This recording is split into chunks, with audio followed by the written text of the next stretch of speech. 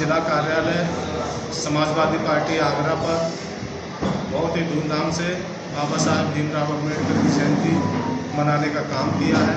सैकड़ों की संख्या में हमारे पदाधिकारी, कार्यकर्ता, नेता लोग सब मौजूद रहे और बहुत ही भव्य तरीके से हम लोगों ने यहाँ समाजवादी पार्टी ने कार्यालय पर हम लोगों ने जयंती मनाने का काम किया भीमराव अम्बेडकर जी की। जैसा कि राष्ट्रीय अध्यक्ष माननीय श्री अखिलेश यादव जी के निर्देश पर पूरे देश में, प्रदेश में और हर जिले मुख्यालयों पर समाजवादी पार्टी के जयंती माननीय भीमराव अम्बेडकर जी की मनाने का काम किया है। जयंती बनाई है, किस तरह का पूरा कार्यक्रम? आज बाबा साहब की 133वीं जयंती मनाने का काम समाजवादी पदाधिकारी, कार्यकर्ताओं, नेताओं ने पार्टी कार्यालय पर किया है। सबने उनके जीवन पर प्रकाश डाला। सभी वक्ताओं ने, वो एक ऐसी महान हस्ती इस हिंदुस्तान की, बाबा साहब ने जो अधिकार दिए, आज जो दबे कुचले वंचित दलित आज सर उठाकर जीने का की जो राह दिखाई, वो बाबा साहब ने दिखाई।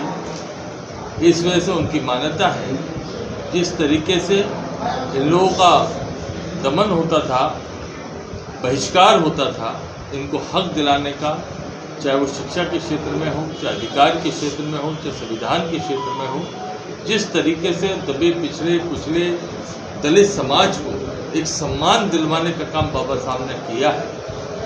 उनको आज पिछड़े दलित वंचित ही नहीं, अगड़े अल्पसंख्यक सभी लोग मानने का काम करते हैं।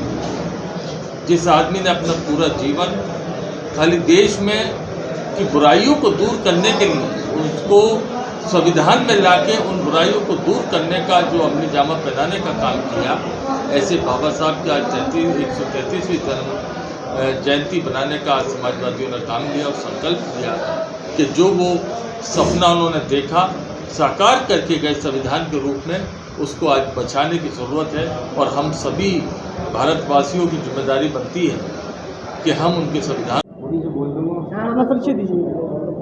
मैं मुकेश करदम, जिलाध्यक्ष बाबा साहब अम्बेडकर वाहिनी आगरा।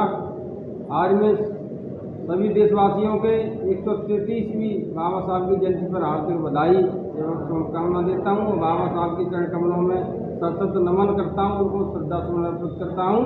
बाबा साहब की प्रासंगिकता बढ़ती जा रही है।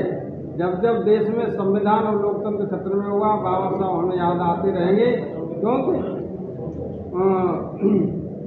अगर संविधान ना होता, लिखा न भीम ज्ञानी का, सोचो क्या हाल हो जाता हमारी जिंदगानी का। जहाँ कुत्ते और बिल्ली भी प्यास अपनी बुझाते थे, वहाँ दुश्वार था छूना हुआ तालाब पानी का। तो हमें तो बाबा साहब के संविधान से पहले हमें तो इंसान समझा ही नहीं जाता था। आज हम जो भी अच्छे कपड़े पहने, शिक्षा में और राजनीति में वोट का अधिकार, चुनाव लड़ने का अधिकार, जो भी अधिकार है वो हम सब बाबा साहब की देन है और हम उनके आजीवन ऋणी रहेंगे। ये देश के भारतीय संविधान को मानने वाले लोग जिंदा रहेंगे और बाबा साहब अभी हमारे बीच से गए नहीं है। जब तक हमारे देश का संविधान मौजूद है, बाबा साहब हम सबके बीच मौजूद रहेंगे और उनका आशीर्वाद हमें मिलता रहेगा।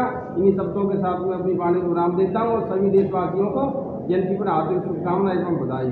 जय भीम, जय भारत, जय संविधान, जय समाजवाद।